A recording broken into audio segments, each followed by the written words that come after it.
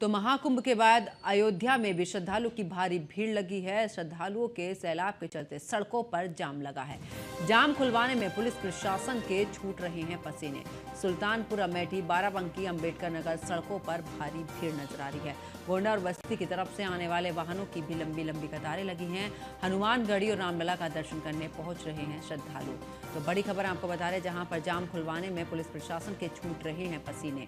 इतना ही नहीं, आपको बता दें कि इस दौरान बड़ी संख्या में श्रद्धालु पहुंच रहे हैं और यही वजह है कि लगातार जाम की स्थिति बनी हुई है। और ऐसे में जाम खुलवाने के लिए प्रशासन को कड़ी मशक्कत करनी पड़ रही है। सुल्तानपुर अमेठी, बाराबंकी, अंबेडकर नगर सड़कों पर भारी भीड़ भी देखने को मिल रही। तस्वीरें भी हम आपको दिखा रहे हैं। गोंडा और बस्ती की तरफ से आने वाले वाहनों की लगी है लंबी कतार। तो हनुमानगढ़ी और रामलला का दर्शन करने यहाँ पर पहुंच रहे हैं श्रद्धालु। और देखिए, बड़ी संख्या में श्रद्धालु पहुंच रहे हैं। यही वजह है कि महाकुंभ के बाद अयोध्या में भी श्रद्धालु की भारी भीड़ नजर आ रही है।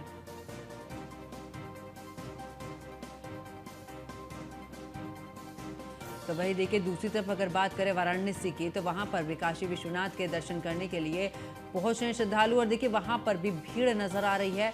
और ऐसे में क्योंकि वहां पर भी आपको बता दें कि भारी भीड़ नजर आ रही, तस्वीरें भी हम आपको दिखा रहे हैं। तो लगातार देखिए, ये वो जगह है जहां पर जब प्रयागराज श्रद्धालु आ रहे हैं, तो ऐसे में चाहे अयोध्या हो या वाराणसी, श्रद्धालु पहुंच रहे दर्शन करने के लिए। और यही वजह है कि दोनों ही जगहों पर यहाँ पर भारी भीड़ नजर आ रही, जाम की स्थिति बनी हुई है।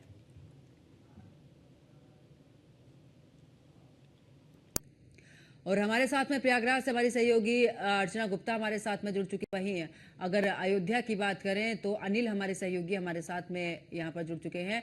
अगर अर्चना, आपके पास में आते हुए, क्योंकि जिस तरीके से जाम की स्थिति बनी हुई है और ऐसे में हम देख रहे हैं आसपास के, चाहे वाराणसी की बात कर लें या दूसरे जिलों की बात कर लें, लेकिन प्रयागराज को लेकर सीधे तौर पर और दूसरे भी जिलों को लेकर मुख्यमंत्री ने निर्देश दे दिए कि अगर जाम की स्थिति बनती है तो सब वहां पर जो मौजूदा अधिकारी हैं उनकी जवाबदेही।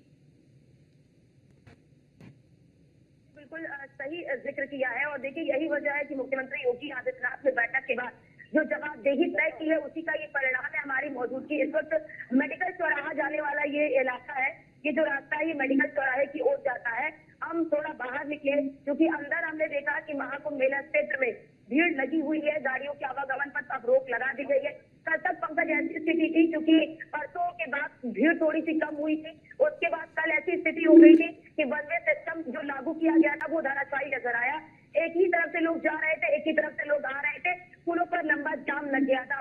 उसके बाद क्योंकि मुख्यमंत्री योगी आदित्यनाथ ने जवाबदेही तय कर दी, मुख्यमंत्री योगी ने कोताही ना बरती जाए, किसी भी स्तर पर कोताही ना बरती जाए, इसी का आप यहाँ पर परिणाम देखिए कि ये सड़क जो है, यहाँ पर बहुत भीड़ लगी हुई थी। उसके बाद सीनियर अधिकारी खुद सड़कों पर उतरे और सड़कों पर उतर कर देखिए किस तरह से जाम को खुलवाया गया है। तो आप अभी मेरे पास जहाँ पर मैं खड़ी हूँ, वहाँ की सड़कों को आप देख सकती हैं, क्योंकि यहाँ से आप थोड़ा सा और आगे जाएंगे 2 किलोमीटर, उसके बाद महाकुंभ मेला क्षेत्र का एरिया पड़ जाता है। तो रास्ते में जाम ना हो, सड़क पर किसी तरह की जाम की स्थिति ना हो, गाड़ियों का आवागमन ठीक से हो सके, क्योंकि जब यहीं से जाम की स्थिति शुरू हो जाती है पंकज, तो उसके बाद आगे और भी ज्यादा लंबा जाम लग जाता है। इसीलिए पहले इस पूरे रूट को खाली करा दिया गया है। और आप देख सकते हैं यहाँ पर पैदल जो लोग हैं, जो पैदल यात्री हैं, वो यहाँ पर चल रहे हैं। तो मुख्यमंत्री योगी आदित्यनाथ के निर्देश के बाद जितने भी अधिकारी हैं, जितने भी सीनियर अधिकारी हैं, वो बिल्कुल हरकत में नजर आ रहे हैं। वो खुद मैदान में उतरकर, यानी कि धरातल पर उतरकर ट्रैफिक को ठीक करा रहे हैं। कहीं पर जाम की स्थिति ना हो पाए,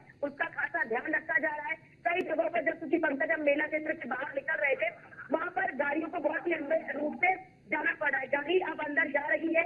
गाड़ियों के आने पर अभी फिलहाल के तौर पर कोई भी प्रतिबंध नहीं लगाया गया है। गाड़ियां अंदर आ रही है, लेकिन गाड़ियों को सुगम तरीके से उनका संचालन हो पाए। इसकी गाड़ियां जब एकाएक शुरू हो जाती है पंकज, तो उसके बाद भीड़ बहुत ज्यादा बढ़ जाती है। ऐसे में प्रशासन के सामने भी चुनौती बढ़ जाती है। लेकिन कल भीड़ कम थी और आज भीड़ बहुत ज्यादा हो गई है। उसके बाद जो गाड़ियां कल अंदर जा रही थी, उनको पार्किंग में ही खड़ी कराई जा रही है। अंदर जाने की अनुमति उन्हें नहीं दी जा रही है। कल ऐसा हो गया था कि एक ही तरफ से लोग आ रहे थे, एक जा रहे थे। बिल्कुल अर्चना, और देखिए व्यवस्था बेहतर है, लेकिन ऐसे में देखिए बड़ी संख्या में श्रद्धालु पहुंच रहे हैं, तो जाम जैसी स्थिति भी बनी हुई है। वापस लौटूंगी आपके पास में और भी जानकारी लेंगे। अयोध्या से हमारे सहयोगी अनिल निषाद हमारे साथ में जुड़े हुए हैं। अनिल, क्योंकि हम देख रहे हैं प्रयागराज में स्नान करके सीधा रुख अयोध्या का श्रद्धालु कर रहे हैं, बड़ी संख्या में श्रद्धालु पहुंचे, लंबी लंबी कतारें हम देख रहे हैं, और ऐसे में जाम की स्थिति बनी हुई है। प्रशासन के पसीने छूट रहे हैं जाम को खुलवाने में। देखिए बिल्कुल आपको बता दें महाकुंभ में नहाने के बाद अयोध्या जरूर आ रहा है, तो आप देख सकते हैं कि लंबी लंबी कतारें राम मंदिर में लगी हुई है, लंबी लंबी कतारें हनुमानगढ़ी में लगी हुई है। अगर बात करें तो कुछ यहाँ के जो जिलाधिकारी है, पूरा पुलिस प्रशासन यहाँ पर जो है ग्राउंड से उतर करके कहीं ना कहीं श्रद्धालुओं की सेवा की व्यवस्थाएं कर रहा है। इसके साथ अगर बात करें तो कहीं ना कहीं जो है बाराबंकी से सुल्तानपुर की ओर और यदि बात करें तो गोरखपुर की ओर की सभी रूट जो है डाइवर्ट किए गए। बड़ी गाड़ियों को कहीं ना कहीं वहाँ रोका गया है। अयोध्या को नो व्हीकल जोन में डाइवर्ट कर दिया गया है। किसी भी तरह की वाहन जो है यहाँ पर नहीं आने जाने दिया है। बता दें कि जो श्रद्धालु हैं 2 किलोमीटर पैदल चलते राम मंदिर और हनुमानगढ़ी के दर्शन पूजन के लिए जा रहे हैं। तो जाम की स्थिति यहाँ पर बनी हुई है, लेकिन लगातार पुलिस जो है इसका जाम खुलवाने में कहीं ना कहीं जो है वाहनों को डाइवर्ट करने में लगी हुई है। तो बताते तो जो है माघी पूर्णिमा के अवसर पर कल बहुत ज्यादा भीड़ यहाँ पर देखी जा रही है। आज भी यहाँ पर मतलब विद्यालय की तकनीक दिखाने की ज्यादा भीड़ की गई है। तो लगातार श्रद्धालुओं का अयोध्या में जो घेरा बना हुआ है और ट्रैफिक मैनेजमेंट बात करें तो एसएसपी यहाँ पर लगातार मॉनिटरिंग कर रहे हैं। कहीं ना कहीं हर चौराहों पर यहाँ पर जो है बैरिकेडिंग लगा करके वाहनों को रोका जा रहा है, श्रद्धालुओं को डाइवर्ट किया जा रहा है, किसी तरह से जो है भीड़ की स्थिति ना उत्पन्न हो, इसको लेकर के भी लगातार जो है तैयारियां प्रशासन कर रहा है। अगर श्रद्धालुओं की बात करें तो नगर निगम जो है 20,000 श्रद्धालुओं के रुकने की व्यवस्था यहाँ पर किया हुआ है। और जो श्रद्धालु यहाँ पर आएंगे किस तरह से उनको बीमारियों का सामना न करें, इसका भी पूरा ख्याल रखते हुए उनको दर्शन के लिए आएगा।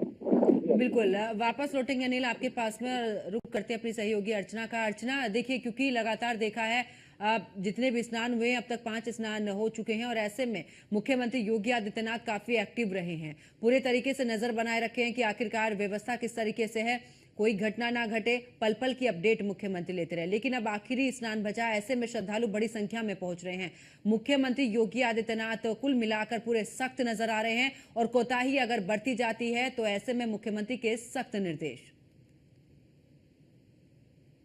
जिक्र किया, देखिए मुख्यमंत्री योगी आदित्यनाथ की सक्रियता शुरुआत से ही रही है। जब से महाकुंभ मेले का आयोजन हुआ है तब से ही मुख्यमंत्री योगी आदित्यनाथ काफी सक्रिय रहे हैं। और आपने ये भी देखा होगा कि मुख्यमंत्री योगी आदित्यनाथ की सक्रियता ही थी कि जब मौनी बच्चा का स्नान होना था उसके पहले किस तरह से कई सारी इमरजेंसी मीटिंग की गई। मुख्यमंत्री योगी आदित्यनाथ खुद कई बार यहाँ पर पहुंचे, हेलीकॉप्टर के जरिए उन्हें हवाई सर्वे करके जो भी व्यवस्थाएं की गई थी उन सभी व्यवस्थाओं का सर्वेक्षण किया, निरीक्षण किया, समीक्षा की, अधिकारियों को निर्देश दिए। 29 तारीख को जो घटना घटी उसके बाद से आपने देखा कि मुख्यमंत्री योगी आदित्यनाथ की सक्रियता और भी ज्यादा बढ़ गई। उसके बाद की तस्वीर आपने देखा कि मुख्यमंत्री योगी आदित्यनाथ की सक्रियता ही रही कि जितने भी अधिकारी हैं वो भी सक्रिय नजर आए, वो भी उतने ही सक्रिय नजर आए जिससे मुख्यमंत्री योगी आदित्यनाथ सक्रिय रहे। और यही वजह है कि मौनी बच्चा के स्नान के बाद आपने कोई भी अप्रिय घटना नहीं देखी और सब कुछ बहुत ही स्मूथ तरीके से हुआ। 3 तारीख का चाहे स्नान की बात कर ले, चाहे हम 12 तारीख के स्नान की बात कर ले, और अब जो 26 तारीख को जो अंतिम स्नान होगा उसको लेकर भी प्रशासन लगातार तैयारी कर रहा है। क्योंकि देखिए जब भी पंकज इस तरह का स्नान होता है तो स्नान के समय में प्रशासन के सामने बड़ी चुनौती ये होती है बढ़ती भीड़ को कंट्रोल कैसे किया जाए, बढ़ती भीड़ को कैसे रास्ता दिया जाए, बढ़ती भीड़ को कैसे बाहर निकाला जाए, बढ़ती भीड़ को कैसे उनके गंतव्य स्थान तक पहुंचाया जाए। प्रशासन के सामने ये बड़ी चुनौती होती है। बिल्कुल, और अर्चना देखिए इसी चुनौती को लेकर ही प्रशासन वहां पर काम कर रहा है। लेकिन अर्चना अगर बात करें, क्योंकि जिस तरीके से जाम की समस्या और इस दौरान आप पूरे तरीके से देख रहे हैं कि किस तरीके से प्रयागराज में जाम की स्थिति जगह जगह पर नजर आ रही, क्या कुछ और रूटों में बदलाव इस दौरान किया जा रहा है क्या, ताकि इस जाम से निजात मिल सके? इस दौरान प्रयागराज पहुंच रहे श्रद्धालु ही नहीं, जो आम लोग वहां पर रह रहे हैं, दिनचर्या उनकी शुरुआत होती है, कामकाजी जो जाते हैं, उनके लिए कितनी परेशानी यहाँ पर हो रही है? पंकज जी, अगर आपको हम बताते चले कि जो आम लोग हैं जिनकी दिनचर्या, जो यहाँ के मूल निवासी हैं, जो यहाँ पर काम धंधा करते हैं, जिनकी दिनचर्या ही शुरू होती है, उन्हें दिक्कतों का सामना करना पड़ रहा है। क्योंकि सड़कों पर लंबी लंबी कतारें गाड़ियों की लगी हुई हैं, जिसकी वजह से लोगों को काफी परेशानियों का सामना करना पड़ता है। और यही वजह है कि जो डीएलएड का पेपर होने वाला था पंकज, उसको भी बढ़ती भीड़ को देखते हुए इसे कैंसिल कर दिया गया। वो परीक्षाएं अब बाद में होंगी क्योंकि भीड़ इतनी ज्यादा हो गई है कि इतनी भीड़ में परीक्षार्थी अपने परीक्षा केंद्र तक समय से नहीं पहुंच पाएंगे। उसके लिए उस परीक्षा को निरस्त किया गया। और उसके साथ ही क्योंकि सीबीएसई और आईसीएसई बोर्ड की परीक्षाएं भी शुरू होने वाली है, तो उसको लेकर भी प्रशासन जो है पूरी तरह से एकदम चौकसी पर बनाए हुए है। रूट में बदलाव पंकज लगातार किए जा रहे हैं। रूट में जो बदलाव होते हैं वो बढ़ती भीड़ का आकलन करने के बाद ही बदलाव किया जाता है। कल की बात अगर हम बताएं पंकज, तो कल बहुत सारे रूट भी गए थे, जहाँ से आवागमन यानी कि पैदल आवागमन भी नहीं हो रहा था। कल की डेट में उन सभी रूटों को खोल दिया गया था। लोग पैदल भी वहां से आवागमन कर रहे थे और अपने 2 पहिया वाहन से भी वो आवागमन कर रहे थे।